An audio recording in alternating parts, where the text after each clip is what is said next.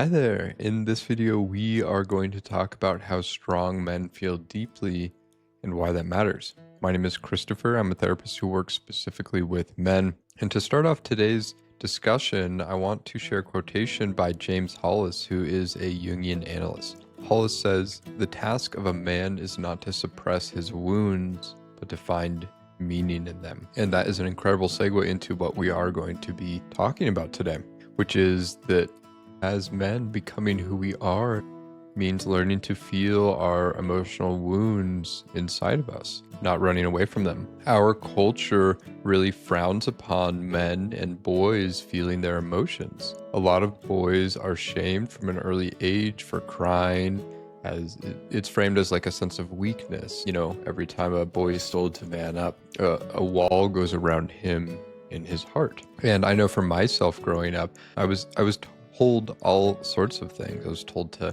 man up.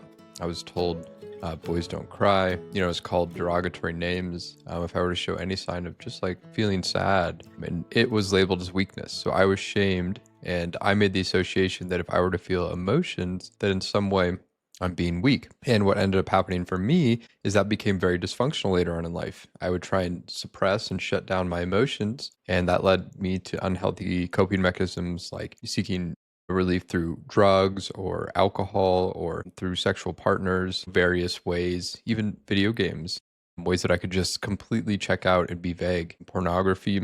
And slowly but surely, you know, I've learned how to, through the use of 12-step programs and other ways, to kind of begin to find a little bit of sobriety, a little bit of space from these coping mechanisms to start feeling the emotions that I had been coping from. Now, nobody ever really, when I was an early kid, taught me how to do this. I had to go out and find mentors. I had to find men in my life who were doing some of this work to teach me how to go through these emotions. In our society, we don't really have rites of passage. We don't have places for young boys to learn how to navigate their emotional experiences. In our society today, once again, a successful man is deemed successful by financial abundance and his ability to seduce sexual partners, and not on his ability to live with an open heart, to show compassion and kindness with other people. There are different hierarchies of sort of what we might call like success here. And this isn't to say that attaining financial success or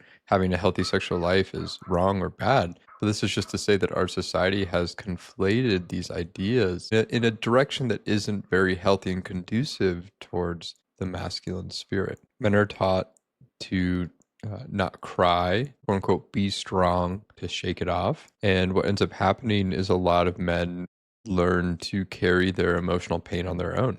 They learn to isolate. And then through the use of various coping mechanisms, drugs, alcohol, sex, gambling, whatever it may be, they learn to try and regulate their nervous system ways that might be a little bit unhealthy. And so ultimately what we're talking about here is that real strength comes from one's ability to actually feel into their emotions. All of us as men carry with us deep grief, and it's important that we learn how to navigate this emotional experience. Being human means that we're going to lose loved ones, objects, everything that comes into this universe comes in and eventually passes away, including ourselves. And it's how we learn to navigate this fundamental truth of the universe that really allows us to understand who we are at our core, how we are able to navigate adversity. And so we have loss, we have grief in life, but we also have a sense of joy as well. However, in order to tap into that sense of joy, we also need to connect to that sense of grief, because once I start constricting my emotions and shutting myself off from feeling, I'm also shutting myself off from feeling pleasant emotions, joy, happiness, laughter as well. And so what we're talking about here as well is kind of this Jungian idea of the shadow. Carl Jung, the Swiss psychoanalyst, came up with this idea of the shadow, which is essentially the parts of ourselves that we repress from our conscious mind. Now, this could be a lot of different things. Essentially, it's anything that doesn't end up in the personality, anything that doesn't end up in the face that we show the world. We stuff into our unconscious. And what ends up happening is that doesn't go away. it ends up acting out in unhealthy ways. And so when we don't feel our emotions, it's not that they're not there, they come out in unhealthy ways. And what ends up happening typically is that we hurt those that we care about. We end up in dysfunctional relationships with addiction, with perhaps suicidal ideation.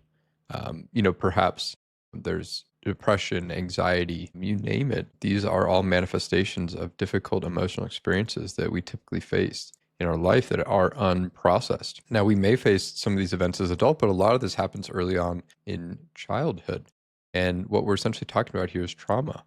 And what is important to understand is that each one of us carries trauma to some degree. It's important to understand as well that just because other people may have what we would consider like worse traumas, that doesn't mean that we weren't affected emotionally in some kind of way. One of my mentors has said to me that the only benefit of having extreme trauma as a child that we remember is that we know where our work is. For many of us, we may not have that simplicity of remembering direct experiences, and some of us might. However, it's important that we go back and start to feel through these experiences. Being in our society today creates trauma. And what I mean by that is that our society typically doesn't allow for us to be who we truly are at our core. It asks for the professional self or, a certain self that can essentially operate within society's cultural expectations. And so part of this process is learning to become who we really are, learning to feel, which ultimately allows us to heal.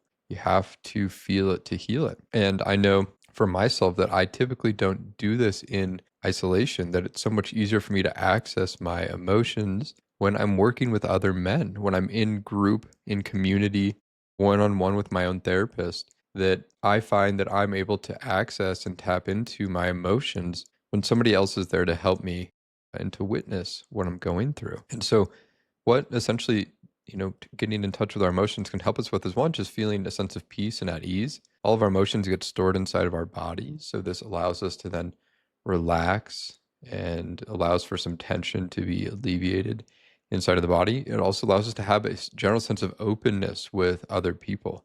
It allows us to connect intimately and to be able to hold ourselves and allow ourselves to be vulnerable with other people, to show who we really are. It also can allow us to handle difficult situations a little bit more. I know for myself, when I'm completely stressed out and it feels like my cup is very full, in a negative sense, that it's difficult for me to take on any more amount of stress because it feels like I'm about to, explode. And so I know for myself that if I give myself that opportunity to have like a pressure release, whether through therapy or men's groups or retreat or whatever your particular way of doing this is, for me, it's allowing myself to just tap into and let go of some of this emotional pressure, the emotional pain that I carry from my childhood. So a couple of like practical tips for this is one, even as you're listening to this right now, if you can start feeling into your body and just recognizing like, where do I hold tension? Is it in my shoulders? Is it in my chest? Is there some kind of sensation with it? Is it a hole? Is it a void? Is it a tightness? What am I noticing in my body? And getting curious about that, and you can start to kind of breathe into it and give that a little bit more space and some oxygen. And quite honestly, just as I mentioned, something that you can do is start working with a therapist. Start working with somebody in a safe space where you can start opening up in a container that allows for this to happen in a non-judgmental way. And if you are currently looking for a therapist, I'm currently taking on clients. You can actually click the link down below and schedule a free intro call with me just to see if it's a good fit. I thank you so much for tuning in, and I will catch you in the next one. Take care.